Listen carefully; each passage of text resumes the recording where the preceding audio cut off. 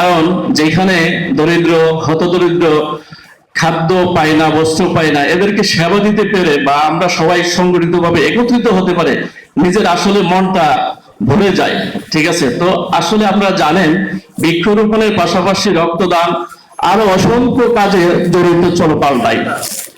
এইরকম অনেকগুলা সংগঠন আছে আখাড়ার ভিতরে, ব্রাহ্মণবাড়ির ভিতরে, যারা আপনারা উপস্থিত আছেন, আপনাদেরকে আরো সাধুবাদ জানাই। সম্মানিত উপস্থিত বৃন্দরা, আপনারা অবশ্যই অবগত আছেন দেশনায়ক তারেক রহমান মাদকের বিরুদ্ধে জিরো টলারেন্স ঘোষণা করেছেন এবং আমাদের ব্রাহ্মণবাড়িয়া 4 জনাব মুশফিকুর রহমান স্যার উনিও মাদকের ব্যাপারে সোচ্চার হয়ে জিরো টলারেন্স ঘোষণা করেছেন।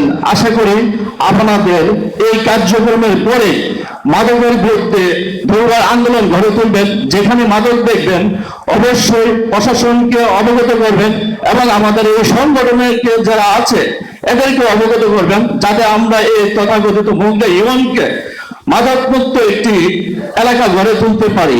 আমি আপনাদের কাছে সালাম জানিয়ে এইখানেই শেষ করছি। আসসালামু আলাইকুম।